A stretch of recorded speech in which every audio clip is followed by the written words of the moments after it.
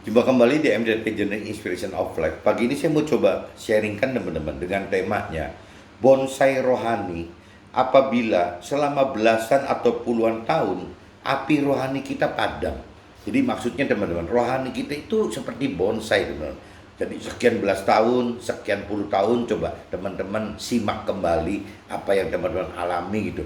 Itu seolah-olah api rohani kita tidak nyala sama sekali teman-teman.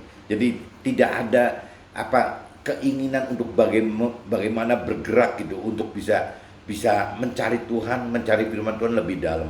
Nah ini kalau saya pelajarin itu apa ya? Jadi banyak banyak sekali mentor rohani yang mungkin kurang mengenal mengerti akan firman Tuhan, tujuan akhir dari pengenalan pengertian akan firman Tuhan bahwa ya uh, umat gitu. Jadi kita sebagai murid-murid, sebagai umatnya gitu, jemaatnya gitu. Seharusnya itu pada akhirnya Tuhan inginkan kita kita berhubungan langsung dengan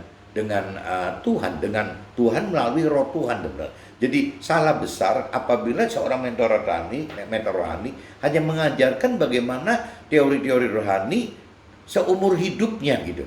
Ya sampai si mentor rohani itu meninggal atau sampai kitanya meninggal gitu. Karena tujuan akhir dari yang Tuhan inginkan, manfaatkan si mentor rohani sebagai alat Tuhan itu.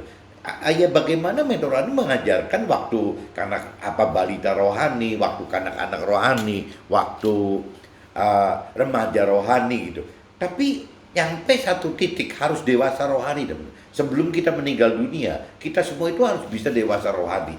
Dewasa rohani itu adalah memiliki hubungan langsung dengan Roh Tuhan itu. Bagaimana caranya kita bicara rohani itu memiliki hubungan langsung antara kita sebagai pribadi manusia yang diberi roh oleh Tuhan gitu, ada roh di dalam kita. Roh kita itu yang harus kontak langsung dengan Roh Tuhan teman. Jadi bukan urutannya kita terhadap mentor rohani, baru nanti mentor rohani terhadap Tuhan, itu salah besar teman. Itu ajaran semacam itu yang mungkin kalau kita bicara simak di kitab suci itu ajaran-ajaran agama Yahudi atau cerita ajaran-ajaran zaman di perjanjian lama gitu. Perjanjian lama itu masih umum gitu. Bagaimana melakukan kontak dengan Tuhan itu harus melalui mentor rohani gitu. Itu pun juga di perjanjian lama tidak semua kan. Ya ada orang-orang yang pilihan Tuhan yang langsung. Ya contohnya Nabi Abraham, dia kan tidak melalui imam-imam gitu. Dia berhubungan langsung dengan Tuhan melalui Roh Tuhannya gitu. Begitupun Nabi Ayub yang namanya Raja Daud gitu. Ya semua banyak sekali tokoh-tokoh yang memang mempunyai hubungan langsung dengan Tuhan gitu melalui Roh Tuhannya. Tapi majority memang zaman itu adalah semua yang berkaitan dengan Tuhan, ya dengan Tuhan dan Roh Tuhan harus melalui imam. Nah jangan sampai zaman sekarang teman-teman, yang namanya zaman sekarang, zamannya kita kurang apa gitu. Kitab suci kita pengen untuk seluruh agama sudah ada teman-teman, kitab suci gitu. Ya mungkin di Nasrani ada Alkitab, di Muslim ada Al-Quran gitu. Itu berarti kan firman Tuhan sudah nyanding gitu, sudah ada di pinggir kita.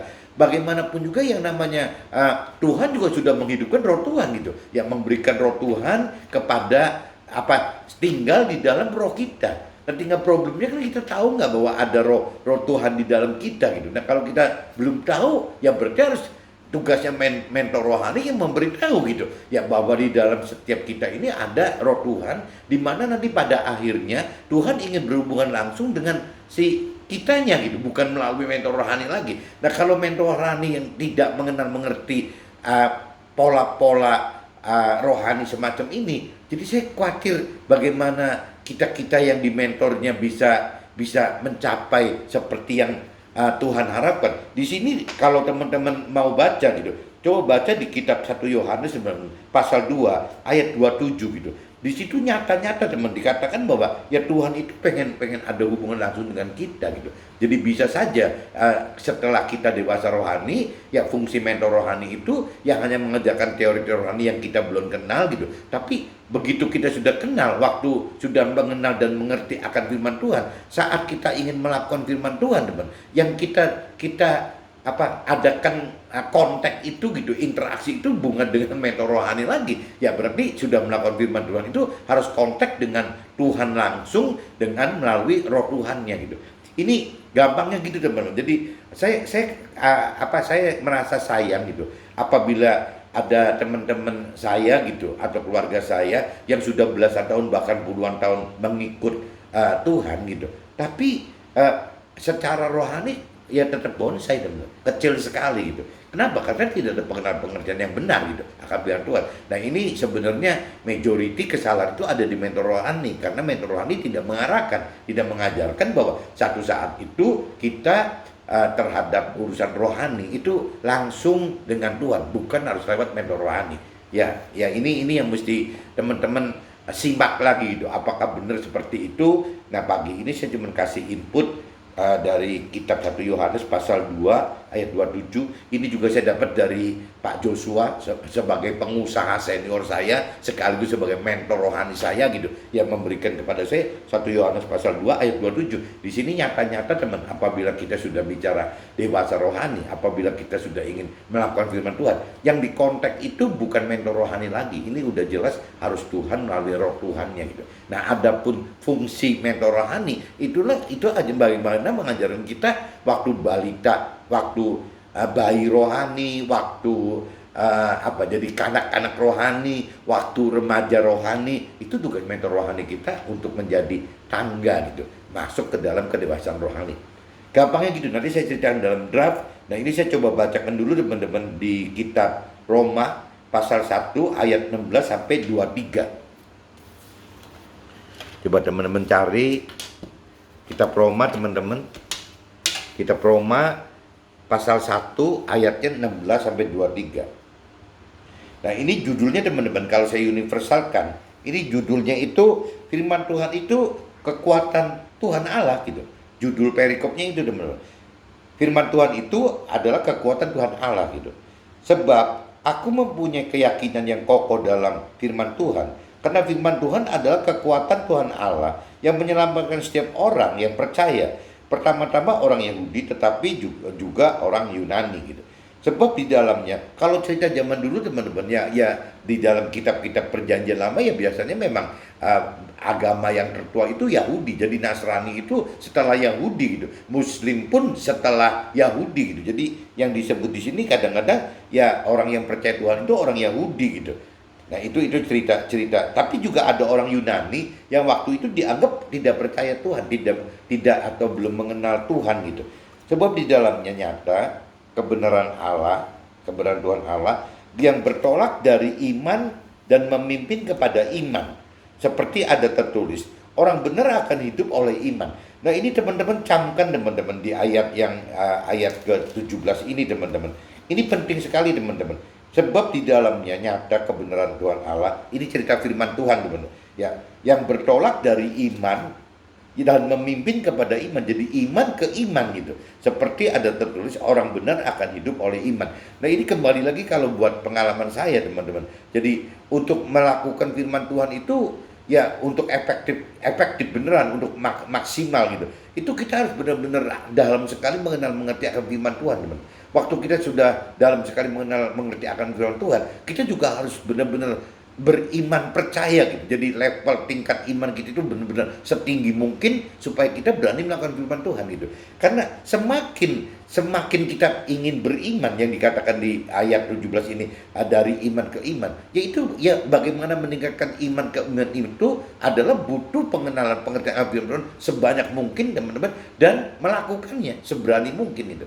Nah ini kaitannya teman-teman, waktu mengerti firman Tuhan saja kalau tanpa ada roh Tuhan, berulang-ulang kali saya sharingkan, kalau tidak kita menghidupkan roh Tuhan, itu tidak bisa mengerti teman. Boleh kita mau mengenal firman Tuhan, boleh, tapi tidak mengerti. Berarti kita harus hidupkan roh Tuhan untuk mengerti firman Tuhan dari pikiran perasaan kehendak Tuhan, dari jiwa Tuhan itu. Nah, begitupun juga waktu melakukan firman Tuhan teman. Waktu melakukan firman Tuhan tanpa ada roh Tuhan yang memberi kekuatan kepada kita melakukan, itu juga udah mustahil lagi teman-teman. Jadi kita juga harus menghidupkan roh Tuhan saat kita melakukan firman Tuhan. Jadi untuk mengerti firman Tuhan kita perlu hidupkan roh Tuhan, dan untuk melakukan firman Tuhan kita juga harus menghidupkan roh Tuhan. Nah roh Tuhan di sini bahasa universalnya roh Tuhan gitu. Tapi kalau bicara bahasa dalam Nasrani biasa orang nyebut Roh Kudus teman-teman. Nah kalau di Muslim beberapa kali saya sharing dengan teman-teman muslim, ya disebutnya roh Tuhan itu adalah nur, cahaya yang dari Tuhan Allah gitu. Nah ini yang mesti dihidupkan. Nah untuk agama lain saya kurang mendalami, coba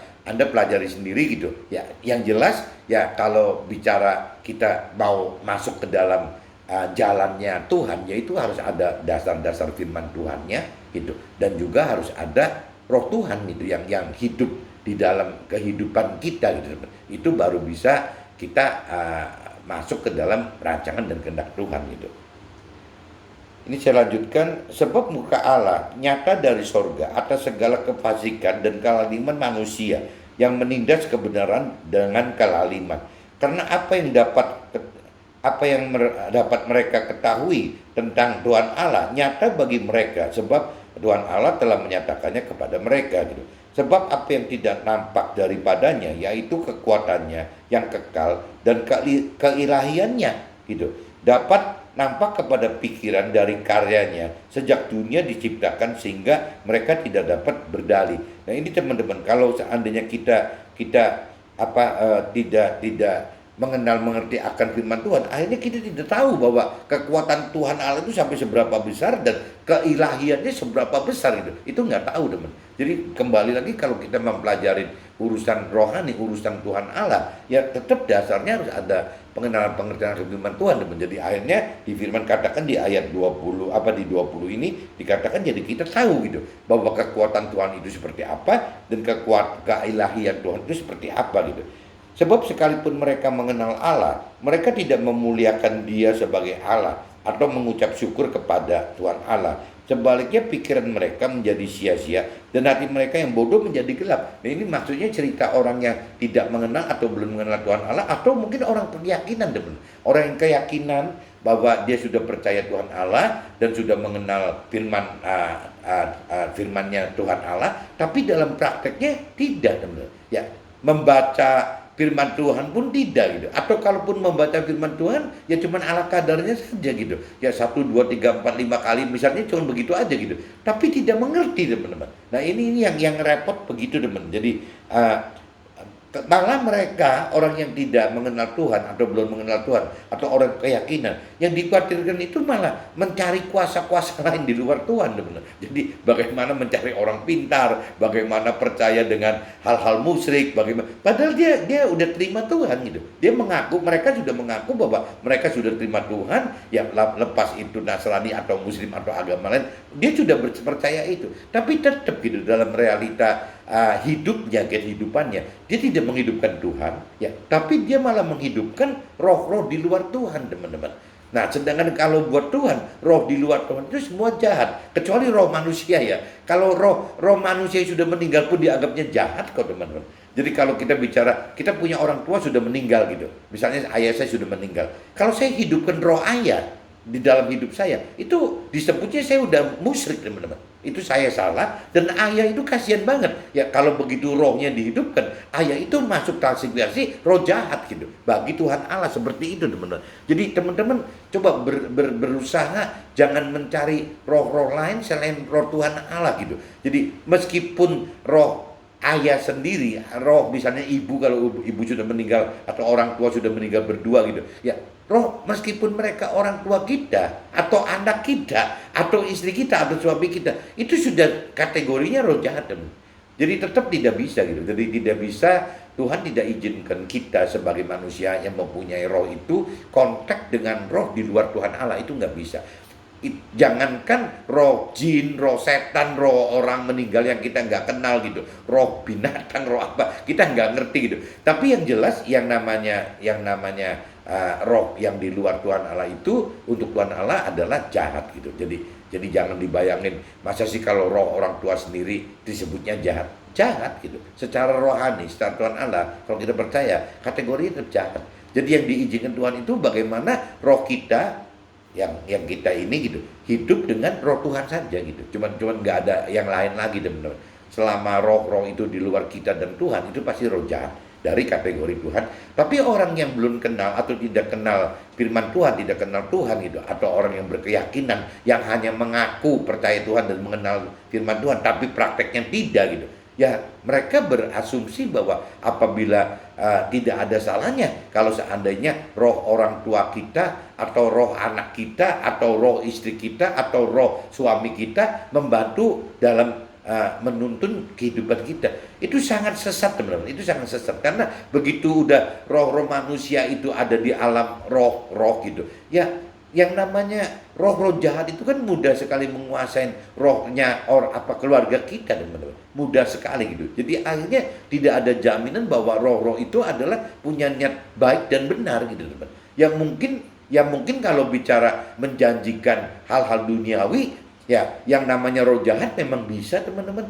Memang punya kemampuan untuk menjanjikan hal-hal yang duniawi yang fana itu kepada kita. Contohnya ya mengalap berkat gitu, misalnya untuk bisa sukses duniawi, itu bisa kok. Di luar Tuhan Allah pun ada roh-roh lain yang bisa ya, memberikan soal kesuksesan duniawi, kebahagiaan duniawi bisa juga gitu. Tapi yang mereka berikan itu sifatnya semua fana sementara, teman. Dan biasanya kalau orang Jawa bilang minta tumbal gitu, jadi minta imbal balik gitu. Jadi kalau seandainya kita minta pesugihan, ya nanti ada konsekuensi apa sih imbal balik atau tumbal dari pesugihan. Mungkin anaknya jadi cacat atau anaknya meninggal atau apa gitu. Ada saja, teman-teman. Beda dengan Tuhan gitu, dengan roh Tuhan. Roh Tuhan itu tidak pernah menuntut apa-apa karena Tuhan tidak perlu apa-apa gitu. Ya, Tuhan itu ya cuma pengen sekali kita dapatkan keselamatan di akhirat, ya hidup bersama dengan Tuhan. Nah, kalau Tuhan boleh milih, teman-teman, ya Tuhan pengen banget kita cuma tidak masuk dalam surga,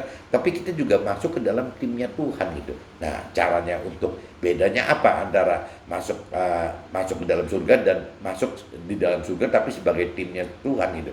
Yaitu kalau masuk ke surga, ya kita harus melakukan firman, tapi apabila kita mau jadi timnya Tuhan di dalam surga, ya kita harus mengajarkan firman. Ya kalau kita di sekuler, kembali lagi yang saya berulang-ulang kali ingatkan, ya kita bukan mengajarkan firman tapi memberitakan firman melalui kesaksian-kesaksian hidup kita gitu, apa yang terkait dengan Tuhan Allah dan juga dengan firman Tuhan, teman. Jadi ada batasan bahwa kita itu jangan sampai curhat gitu, curhat jiwa kita, pikiran pesan kita, tapi ya semua itu harus dasarnya memang ada firman Tuhannya dan memang ada terkait dengan Tuhan gitu, melalui roh Tuhannya gitu.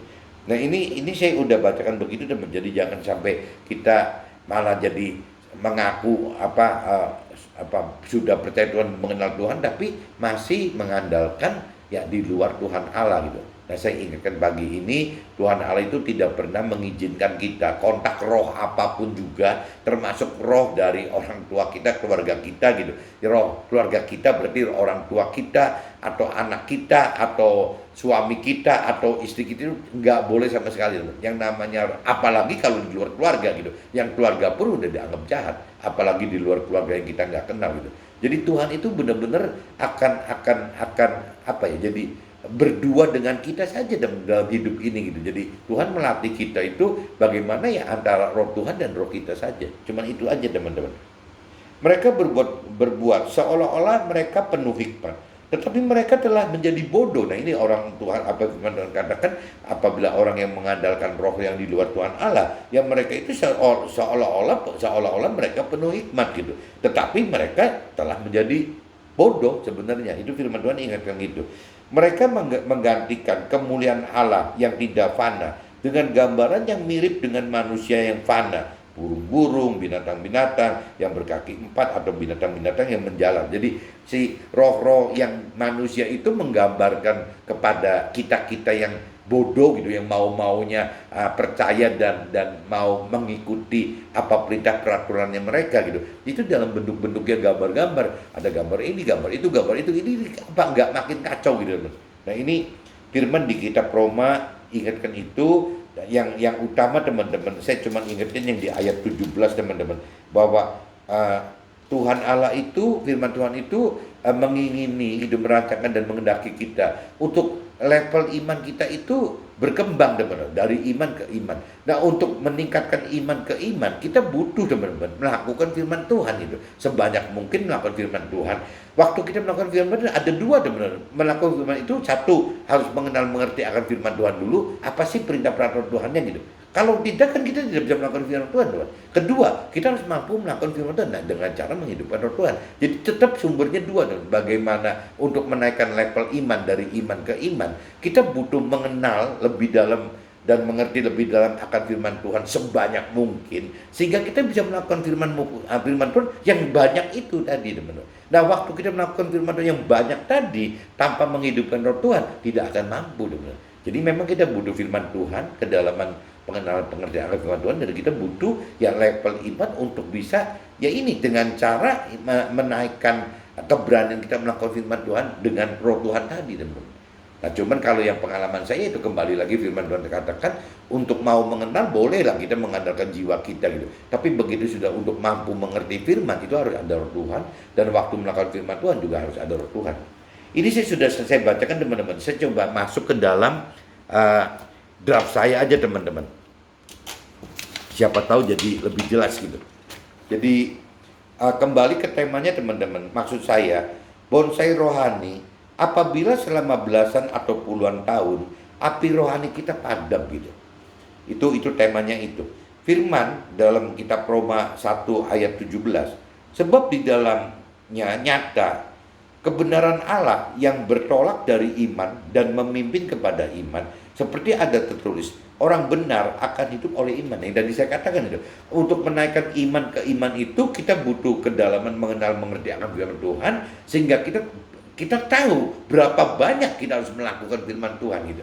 Nah, setelah kita tahu berapa banyak melakukan firman Tuhan, kita butuh roh Tuhan, teman-teman, untuk bisa mampu melakukan sebanyak mungkin firman Tuhan yang kita kenal gitu. Nah, itu jadi bolak-balik, kita butuh firman Tuhan, kita butuh roh Tuhan ya untuk bisa naikkan iman ke iman gitu. Seperti yang kitab Roma pasal 1 dan 17 nyatakan ini, teman-teman. Jadi orang benar akan hidup oleh iman. Dari persepsi versi rohani atau Tuhan ya, orang benar itu ya akan hidup oleh iman gitu. Hidup dengan dasar iman akan terkesan seperti mengambang tanpa kejelasan, karena hidup kita terkesan hanya tergantung dari firman Tuhan saja. Di mana maksud Tuhan akan hal ini? Maksudnya apa, ngambang ini gitu. Kenapa mesti ngambang ini? Adalah agar kita hidup selalu andalkan Tuhan dari hari ke hari, teman-teman. Dari hari ke hari. Sehingga tingkat iman percaya kita diproses untuk percaya kepada Dia, kepada percaya kepada Tuhan itu ya pada setiap keseharian kita, teman. Jadi kalau kita semakin hari ke hari itu diproses iman, ya setiap hari itu jadi akhirnya kita butuh Tuhan, teman-teman. Butuh Tuhan itu. Tuhan rancang dan kehendaki peningkatan iman agar kita dapat makin dekat posisi Tuhan di akhirat dalam surga nanti gitu.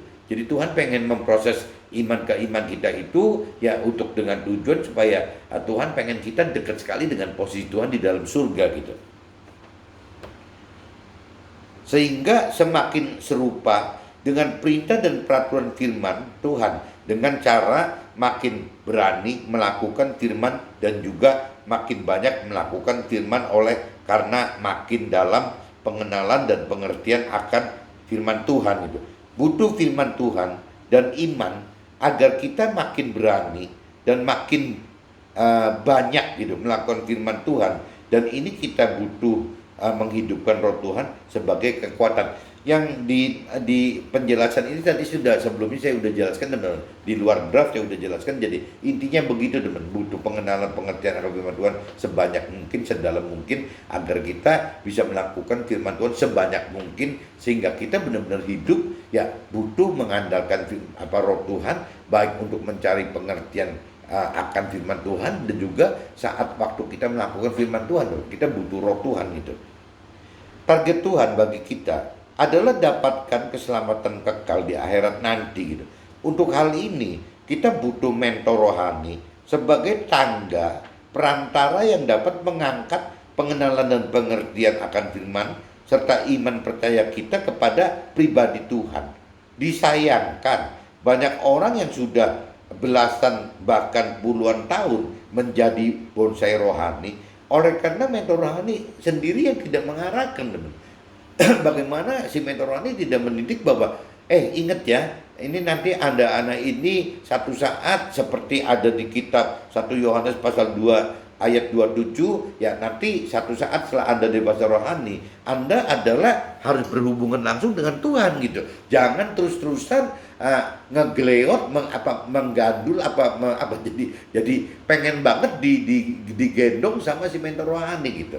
Itu yang mesti mentor rohani ingatkan. Nah, saya khawatir teman. Mentor rohani kan macam-macam gitu ya. Ada mentor rohani yang memang belum mengerti akan firman Tuhan sehingga tidak mengarahkan murid-muridnya gitu, atau umatnya atau jemaatnya, seperti yang kitab 1 Yohanes pasal 2 ayat 27 gitu. Bagaimana untuk bisa hidup sendiri langsung dengan Tuhan, ya bisa saja yang namanya mentor rohani belum mengerti akan itu gitu. Atau yang paling lebih gawat lagi teman, apabila mentor rohani tahu udah tahu bahwa ada firman yang di dalam 1 Yohanes pasal 2 ayat 27 ini, tetapi tidak menginstruksikan ke muridnya, ke jemaatnya, ke umatnya gitu. Lah, ini ada apa? Ini kan question mark gitu. Ada pertanyaan. Apakah mentor rohani khawatir apabila yang namanya muridnya, umatnya, jemaatnya ini langsung kontak kepada Tuhan gitu, melalui roh Tuhan, nanti akhirnya mentor rohani ditinggal. Nah, kalau mentor rohani mikir sampai begitu kan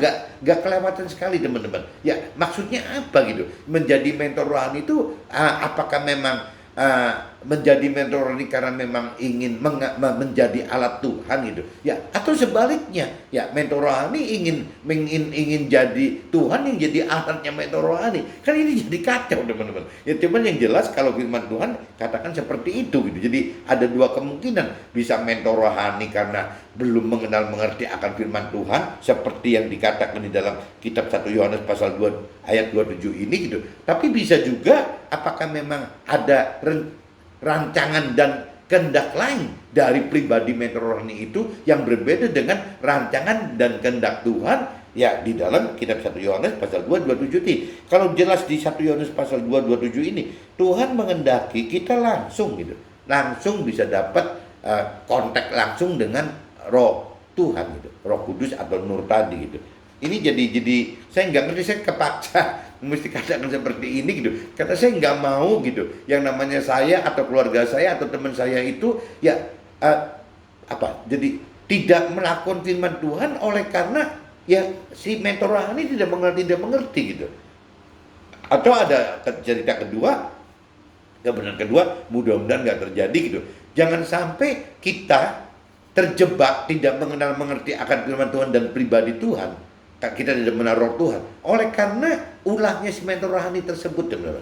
Nah, ini yang mesti firman yang juga ingatkan, hati-hati ya, jangan sampai karena mentor rohani jadi kita anggap semua domba. Kalau bicara di Nasrani begitu gitu ya, bisa juga mentor rohani itu menjadi serigala gitu ya, serigala yang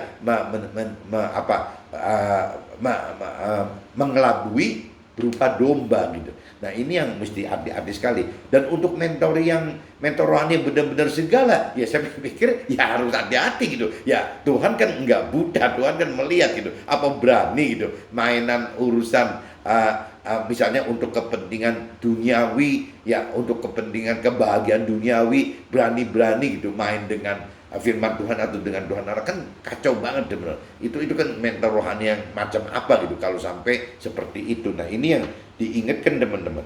Nanti saya terakhir saya bacakan 1 Yohanes pasal 2 ayat 27-nya teman-teman. Solusi Bapak Joshua sebagai pengusaha dan mentor rohani senior, ajarkan untuk kita, andalkan firman dalam 1 Yohanes pasal 2 ayat 27 tentang pengurapan Tuhan bagi kita yang hidupkan roh Tuhan dalam hidup kita gitu. Nanti kita baca bareng-bareng teman. Nah, mentor rohani pada umumnya gitu, hanya mementor jiwa kita teman-teman, jiwa keluarga saya atau teman-teman saya ini gitu, kepada urusannya cuma tubuh saja teman-teman. Jadi mentor rohani itu ya bagaimana mengarahkan jiwa ke dalam tubuh saja. Kalau mentor rohani, namanya juga mentor rohani gitu. Kalau tugasnya cuma mengarahkan jiwa itu berarti kan kalau dari sisi rohani kan pikiran, perasaan, kehendak Tuhan atau firman Tuhan lah. Jiwa itu harus diisi dengan firman Tuhan gitu. Dan tubuh gitu. Kalau cuman bicara seperti ini, yang saya khawatir teman-teman, itu tidak beda dengan teori-teori fisiologi gitu. Jadi mentor rohani itu jadi kayak psikiater, ya kayak jadi motivator gitu. Bukan seperti mentor rohani sebenarnya. Mentor rohani yang benar teman-teman, yang benar-benar mentor yang benar itu adalah ya bagaimana gitu. Mentor rohani itu mengarahkan yang benar itu dari sisi roh gitu kan, karena ada tubuh jiwa roh gitu. Mestinya kalau cerita psikiater atau motivator ya cuman karena tahunya dua kan, istilahnya jiwa dan tubuh, dia mengarahkan jiwa ke tubuh ya wajar-wajar saja karena dia tidak tahu ada unsur ketiga roh gitu. Tapi kalau mentor rohani ya harus tahu ada unsur ketiga gitu. Kalau seorang mentor rohani tidak tahu ada unsur roh yang ketiga gitu, ya berarti jangan jadi mentor rohani teman-teman. Kalau mau jadi mentor rohani harus tahu gitu ada unsur ketiga, ada roh. Nah justru roh ini mentor rohani yang harus hidupkan untuk murid-muridnya, untuk jemaatnya, untuk umatnya gitu. Bagaimana menghidupkan roh Tuhan ini agar jiwa dan tubuh itu masuk ke dalam roh semua gitu. Kalau cerita jiwa dan tubuh itu masuk ke jiwa gitu. Kecuali kalau orang jahat banget, kadang-kadang jiwanya dibawa ke tubuh gitu. Tapi kalau orang baik, umumnya ya tubuhnya ditarik ke jiwa. Tapi tidak benar teman-teman, tetap tidak benar. Ya, hanya mendapat baik aja gitu. Nah sedangkan yang Tuhan rancang dan kehendaki itu kan bukan baik tapi benar gitu. Nah untuk benar itu ya harus menghidupkan area roh ini gitu. Nah waktu area roh ini hidup teman-teman, baru teman-teman yang namanya jiwa dan tubuh itu ketarik ke dalam roh gitu. Nah itu mentor rohani yang mentor rohani yang benar itu harusnya seperti itu teman-teman. Nah ini kalau saya bacakan teman-teman di kitab supaya teman-teman bisa lebih tahu gitu. Di kitab 1 Yohanes teman-teman, pasal 2, coba teman-teman lihat pasal 2, khususnya di ayat 27 teman-teman. Di sini dikatakan, dicamkan teman-teman. Sebab di dalam diri kita, ini kalau saya universalan gitu. Sebab di dalam diri kita tetap ada pengurapan yang telah kita terima daripada Tuhan Allah gitu. Karena itu tidak perlu kita diajar oleh orang lain. Tetapi sebagaimana pengurapan Tuhan Allah mengajar kita tentang segala sesuatu, dan pengajaran Tuhan Allah itu benar, tidak dusta, dan sebagaimana Ia dahulu telah mengajar kita, demikianlah hendaknya kita tetap tinggal di dalam Tuhan Allah. Tuh, Tuhan Allah yang mengajarkan begini teman-teman. Jadi ditekankan di sini, karena itu tidak perlu kita diajar oleh orang lain gitu. Nah ini kan kembali ke kata-kata seperti ini, apakah sesat gitu ya? Apakah kita, ya kalau buat saya kita tangkap nilai positifnya teman-teman, ya kita boleh lah kita menghormati mentor rohani kita yang tadi saya katakan. Kalau kita awal-awalnya kan nggak ada orang tahu-tahu lahir jadi dewasa rohani kan nggak ada teman-teman. Pasti kan ada step-step tahapan dari mulai bayi rohani. Mungkin kalau orang-orang yang umum cuma nyebutnya bagi dua kok teman-teman, anak-anak rohani dan dewasa rohani gitu. Tapi sayang aja sedang menggambarkan lebih detail lagi bahwa anggaplah yang namanya anak-anak rohani itu kita bagi tiga gitu. Ya, sedangkan dewasa rohani nggak usah dibagi dah, tetap satu gitu. Nah kalau kita bicara anak-anak rohani bagi tiga, ya pasti urutannya kan seperti sesuai umur manusia itu kan. Ada bicara bayi rohani itu kan yang masih balita, ada anak-anak rohani mungkin dari 5 sampai 14, ada bicara yang 14 sampai 20 sekian mungkin termasuk remaja rohani. Nah setelah itu mungkin baru masuk ke kelasnya dewasa rohani teman-teman. Jadi kalau buat saya pribadi, saya kadang-kadang kalau sharing saya bagi menjadi bayi rohani, anak-anak rohani, remaja rohani, dan dewasa rohani. Nah kalau bicara firman yang sudah setajam ini teman-teman, seperti di ayat ini gitu. Ya, ini kan firman di ayat 27 ini sudah ditekankan sekali lagi gitu. Sebab di dalam diri kita tetap ada pengurapan yang telah kita terima daripadanya. Nah, pertanyaannya kita sudah sadar belum gitu bahwa kita sudah terima yang dari Tuhan Allah gitu. Ya, apa yang terima dari Tuhan Allah? Ya kembali lagi gitu. Kita terima dari Tuhan Allah adalah firman Tuhan dan roh Tuhan gitu teman-teman. Itu yang kita harus sadar gitu. Nah itu tugasnya rohani, mentor rohani adalah mengguide kita. Bagaimana waktu bayi rohani, kanak-kanak rohani, remaja rohani, itu perannya sangat vital gitu. Seorang mentor rohani itu akan vital sekali bagaimana mengajarkan kita. Tapi begitu masuk ke area dewasa rohani, nah kembali teman-teman. Ya, mentor rohani mesti berani melepaskan kita-kitanya gitu kepada yaitu pengurapan yang dari Tuhan tadi gitu. pengurapan langsung itu gitu. Nah, jadi akhirnya timbulnya malah kita nanti setelah masuk dalam pengurapan Tuhan Allah langsung, ya kita malah sharing dengan mentor rohani kita, teman-teman. Jadi saya tidak ngomong bahwa mentor rohani itu tidak perlu. Mentor rohani perlu sekali gitu. Apabila tidak ada mentor rohani, yang namanya waktu bayi rohani, anak-anak rohani, remaja rohani bisa sesat, teman-teman. Bisa tersesat gitu. Itu kalau tanpa ada teori-teori firman Tuhan itu bisa tersesat. Jadi mentor rohani harus seperti itu.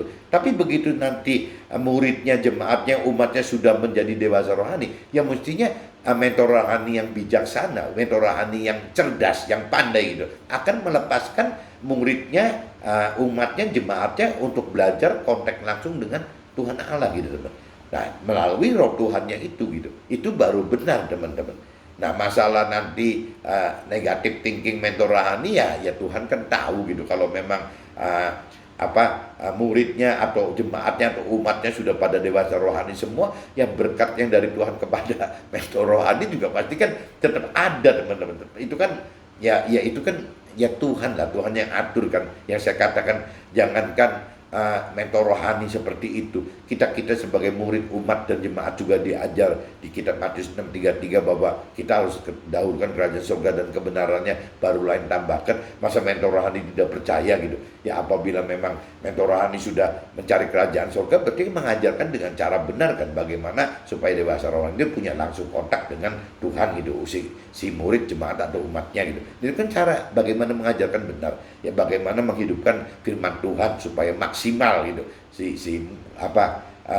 muridnya, si jemaat atau umatnya maksimal bisa kontak dengan Tuhan. Nah, adapun nanti tambahan buat mentor rohani itu kan urusannya Tuhan, teman.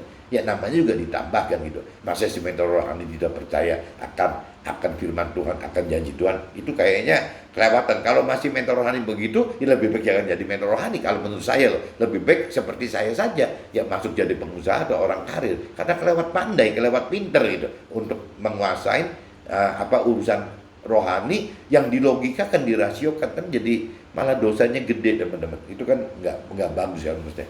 Nah, ini hari saya cuma cerita seperti ini, teman-teman. Jadi saya nggak ngerti posisi teman-teman atau keluarga saya itu mendapatkan mentor rohani yang macam apa gitu. Ya kalau kita mendapatkan mentor rohani yang memang seperti Pak Joshua gitu, mentor saya, ya kita harus berterima kasih dan bersyukur sekali, karena Pak Joshua itu tidak mau saya mengandalkan Pak Joshua gitu. Nggak pernah mau dari dulu, teman-teman. Dari dulu itu tidak mau gitu. Jadi Pak Joshua itu pengen banget ya saya punya hubungan langsung dengan Tuhan Allah gitu.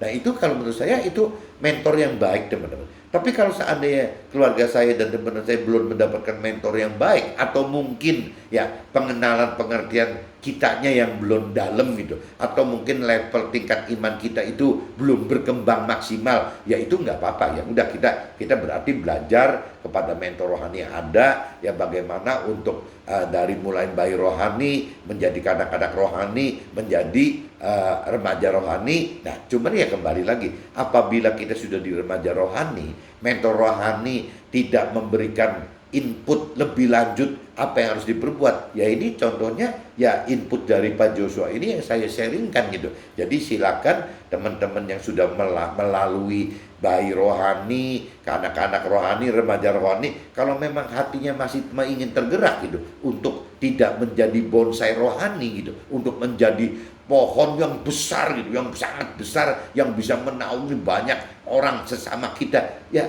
kembali lagi ya kita mesti ingat input dari Pak Joshua di kitab 1 Yohanes pasal 2 ayat 27 ini, teman-teman, bahwa Tuhan menunggu kita. Bagaimana caranya? Tuhan memberikan urapan kepada kita, orang-orang yang sudah mengerti lebih dalam akan firman Tuhan, dan orang-orang yang sudah mempunyai level iman yang maksimal gitu, oleh karena berani melakukan firman Tuhan.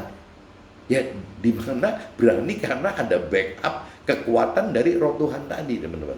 Jadi kuncinya kembali lagi, teman-teman, apabila kita tidak mengenal, tidak mengerti firman Tuhan gitu, kita tidak berani melakukan firman Tuhan, ya biasanya kita tetap akan jadi bonsai rohani, teman-teman.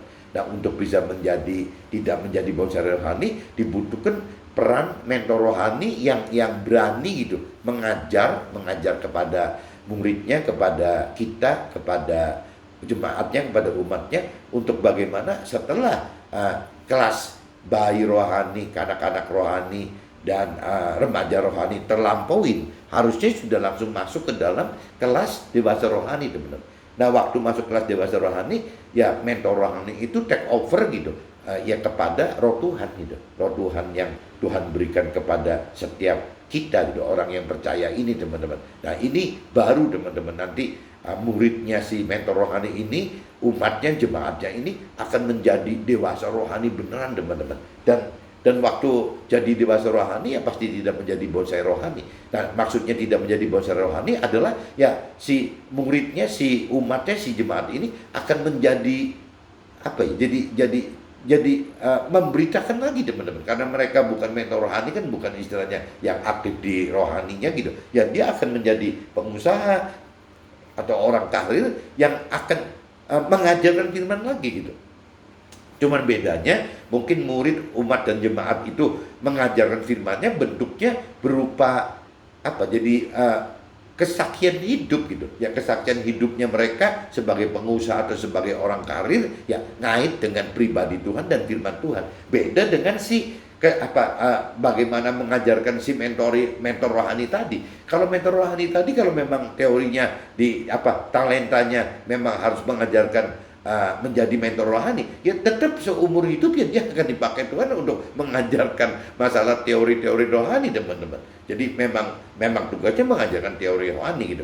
Tapi umatnya, jemaatnya atau muridnya akan, kalau dia bukan mentor rohani, ya dia akan masuk ke dalam dunia marketplace atau sekuler, ya dia akan sebagai ya pelaku firman ya dengan bersaksi, teman-teman, mengajarkan dengan mengajarkan firman Tuhan dalam bentuk memberikan firman Tuhan melalui kesaksian hidup bersama Tuhan dan firman Tuhan untuk setiap muridnya gitu yang dijangkau oleh mentor rohani ini, setiap umatnya, jemaatnya yang dijangkau oleh mentor rohani itu, sehingga muridnya, umatnya, jemaatnya tidak menjadi bonsai rohani, teman-teman, ya akan berkembang menjadi pohon rohani yang besar gitu. Nah, ini sampai seberapa besar ya Tuhan inginkan ya kita ya menjangkau sampai kemana-mana. Jadi bagaimana kita menjadi tidak menjadi bonsai rohani, tapi pohon rohani yang semakin besar, semakin bisa ya melindungi ya banyak sesama kita gitu. Intinya gitu, teman-teman. Jadi cerita bonsai rohani itu ya sangat sedih gitu apabila kita sudah belasan tahun, puluhan tahun tetap secara rohani tetap masih bonsai aja, tidak menjadi tanaman rohani yang besar gitu, teman-teman. Ini yang disayangkan gitu. Mudah-mudahan teman-teman bisa tangkap maksud saya, dan apabila ada teman-teman saya yang memang talentanya mentor rohani, ya mestinya ya harus lebih lebih mengacu kepada kitab 1 Yohanes pasal 2 ayat 27 ini. Jangan sampai firman Tuhan yang seperti ini ya mentor rohani belum tahu gitu. Nah, ini kan sayang sekali, teman-teman. Mudah-mudahan sharing ini bisa berarti baik untuk mentor rohani maupun untuk murid-muridnya, untuk umatnya, jemaatnya, untuk keluarga saya dan teman saya semua gitu. Oke, teman-teman, see you, bye-bye.